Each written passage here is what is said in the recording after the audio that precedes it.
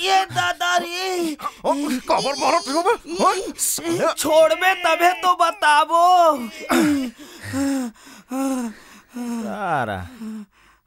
काश भाई का हमार दोस्ती तोर धन दौलत और जायदाद ले रही से जेमा तय अपन विपत्ति के समय हमला भुला गए हो ते हमला अपन से पराई समझ के। अरे नहीं भाई सुनो, मैं कभू तुमन ला अपन आप ले अलग नहीं समझू। अबे तुमन तो मोर सामान अबे।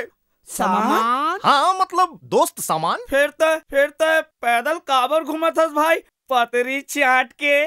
चल भाई हमार गाड़ी में चल बैठ। लेकिन गाड़ी में पेट्रोल वेट्रोल तो भराए हो ना। हमार गाड़ी ना फुल टैंक रथे पतरी चाट के। हमार गाड़ी हा पेट्रोल बा काचू खड़े नहीं होए। ले तो फिर चल।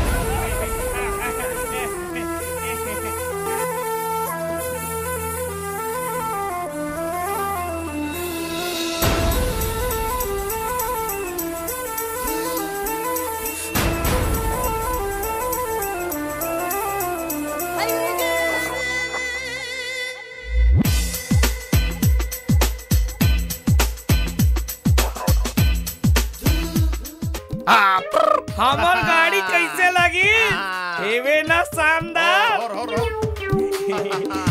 भैया तोला में बता रहे हो ना अवैया 14 तारीख के रायपुर में फाइट के मुकाबला है जेमें 3 लाख रुपया के इनाम रखे गए हैं। अबे लेकिन साले वहाँ तो बड़ जबरदस्त पहलवान मनाते बे।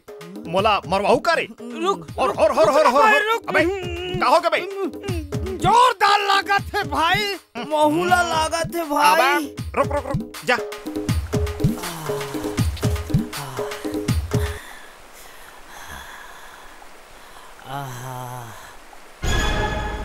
हैं?